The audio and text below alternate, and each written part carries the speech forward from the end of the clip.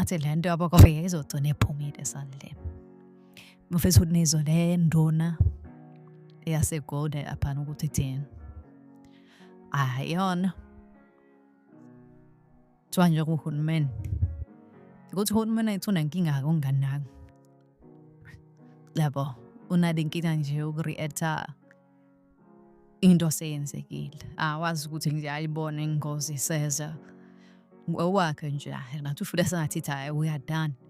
After phina le meeting la yakhoza i-rift.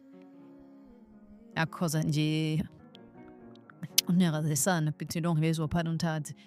They kind of behave like they are done now. Awuze. Ngeke kuhlale kuyi-peaceful march njalo. Nalabo bathi babagadile nibatshela ukuthi hayi bazohamba nabo ekugcineni. Kukhona leso baqonda khona ngqo. Even nawo amaphoyisa hayi laba nje okuthiwa ama-security aqashiwe la ukuthi akola ngabo. Bazohamba nabo. Thina sibesathi igazi ngiyinto esingayisazi.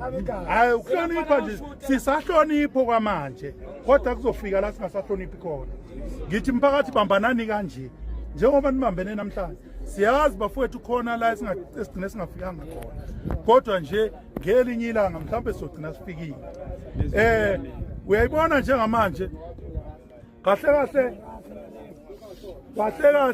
izitolo lezi angeke kuze kuphela i-30 days sizothatha ngenkani lezi zitolo lezi sifaka abantu bakithi.